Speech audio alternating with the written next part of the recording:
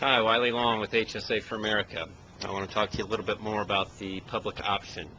So I spoke previously about the public option and why some members of Congress feel so strongly that they should be part of any health care reform proposal. And it is clear that their main purpose is to ultimately have a single-payer government takeover of the health care industry. But let's ask ourselves, can the government fairly compete against private industry while at the same time regulating that industry? Well, we know that a government option would be exempt from many taxes that private companies have to pay. The current proposals, they've thrown out numbers of $2 billion in interest-free funding for the private option.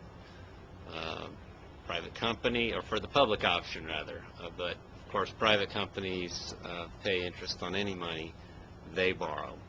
The public option is also set up to underpay healthcare providers by 20 to 30%, similar to how Medicare does that right now. Well, the result of those underpayments is that private individuals and private insurance companies end up making up the difference.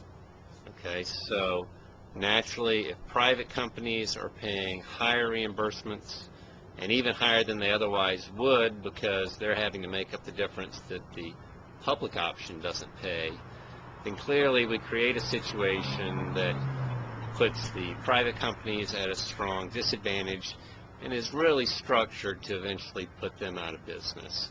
So the private option is bogus.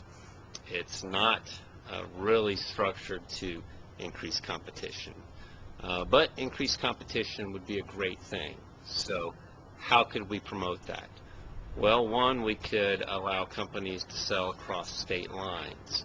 So for instance, here in Colorado, there are hundreds of plans available.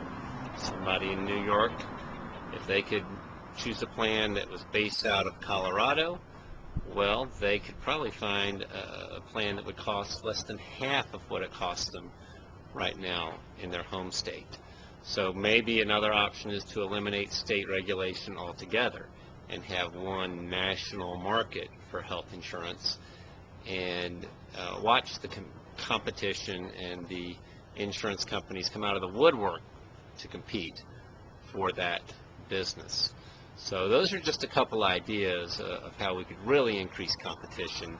The public option, unfortunately, as good as it sounds on the surface, is a way to ultimately decrease competition and create a government monopoly for health insurance.